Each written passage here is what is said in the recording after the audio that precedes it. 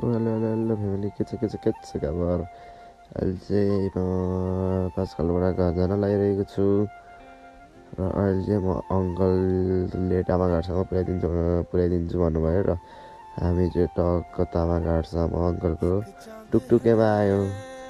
अङ्कलले चाहिँ हामीलाई तामाघाटमा छोडेर टक्क अङ्कल चाहिँ जानुभयो टिप्लेर घरतिर जानुभयो र अनि अहिले चाहिँ हामी बस कुर्दैछौँ। बस नआएर फेरि हैरान भएपछि फेरि तनाव पऱ्यो अनि एकछिन कुर्दै गर्दा बस पनि आएर अहिले चाहिँ हामी 3 पिप्ले आइपुग्न लागेका छौँ। सो गाइज हामी चाहिँ बसमा मस्त गीत सुन्दै आइरहेका थियौँ। टक्क बनेपा आइसकेपछि फेरि बनेपा बस पार्कमा गएर तब कुद्यौँ अनि बस चढ्यौँ हामी बस पार्कमै गएर साथीहरू। अनि हामी चाहिँ फेरि अहिले बसबाट झरेर नि हामी घर आउनु त आधी घन्टा जति हिँड्नुपर्छ नि त। अनि त्यही भएर अलि माथि आएर फेरि मैले भिडियो स्टार्ट गरेँ र अनि म चाहिँ टक्क होइन मम्मीलाई जिस्काएँ मासतिर म चाहिँ चढिरहेको छु अहिले। अनि त्यसपछि टक्क भ्लग गरेर अनि हामी चाहिँ वहाँ पाँचखालबाट यति चाँडो आइपुग्यौँ भनेर हामी चाहिँ हिँड्यौँ। अनि हामी चाहिँ बिहानै उठेर हिँडेको थियो नि त, त्यही भएर अनि तर त्यो चाहिँ हामी बस कुद्ने ठाउँ भयो। अनि अहिले चाहिँ हामी माथि आइसकेका छौँ। अब यहाँबाट जान त अझै घर पुग्न अझै 10 मिनट लाग्छ, त्यही भएर हिँडिरहेका थियौँ। अनि त्यतातिर त अब केही छैन नि त टेम्पोहरू यतातिर, त्यही भएर हामी चाहिँ लाग्यौँ बिस्तारै हिँड्दै घरतर्फ। अनि त्यही हो गाइज। अनि घर आएर यसो बसेको थियो त अनि दाइहरू पनि गाडी धुन लागिरहेको रहेछ। अनि म पनि यसो गरे जस्तो गरिदिउँ न त भनेर म चाहिँ फेरि पानी छाप्नतिर लागेँ यस्तो अलिअलि होइन। अनि दाइ चाहिँ घोटिरहेको थियो, हामीले चाहिँ दाइलाई जिस्काउँदै भए पनि अलिअलि हल्का काम गरे जस्तो गऱ्यौँ। अनि अहिलेको गाडीको हालत चाहिँ यस्तो थियो र अहिले दाइसँग जिस्किँदै दाइ पनि हामीसँग जिस्किँदै टक्क गाडी धुँदै हुनुहुन्थ्यो। अनि छोटो क्लिप आफै हेर्न सक्नुहुन्छ रियल साउन्डको।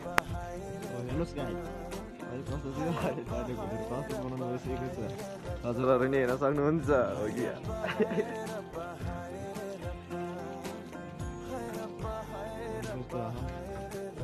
दसौँ पनि आएर बसिरहेको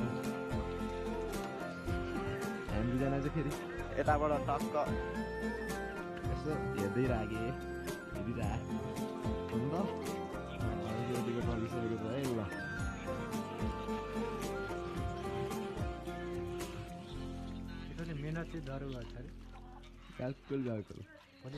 अघिसम्म त जिस्काउँदै दाइलाई हामी बसिरहेको थियौँ।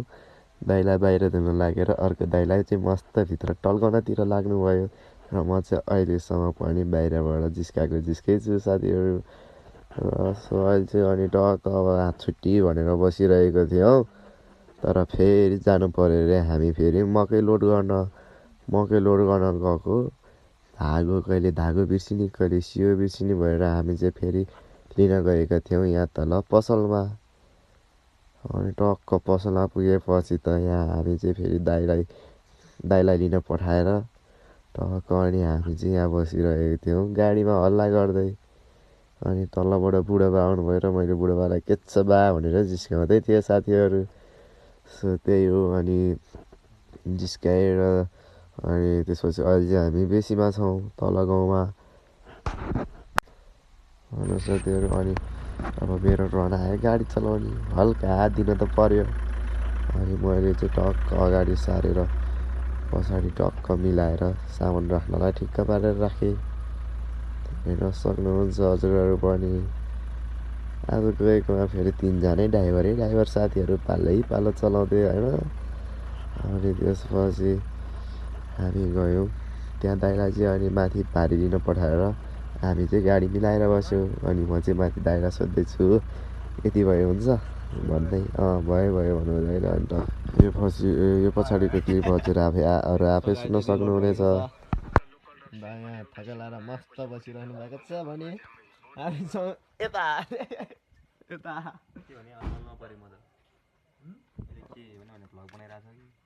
अनि अर्को मान्छे यता हुनुहुन्छ भने सरी यस्तो भएछ कि फेरि यस्तो गर्नु लाग्यो होइन यस्तो भएछ मार्केर हातमा त्यो मिस्टेकली गाइज के छैन मिस्टेकले गल्ती भयो अनि अब हामी अब के गर्छौँ भन्दाखेरि अब गाडी चाहिँ आज यतैतिर व्यवस्था हानिदिनु पर्यो अनि आजको भ्लग पनि यतितिर इन्ड होला जस्तो छ केही छैन यो आउनु सक्छ बिस्तारै आउँछ यो भ्लग 1 महिनापछि नि आउँछ अनि हामीले चाहिँ यति भनेर आज अब रात पर्यो भनेर भारी सारी लोड नगरिकन गाडी अलि माथिसम्म लगेर ठिक्क भएर आजलाई चाहिँ यति नै बाई बाई साथीहरू सबजनालाई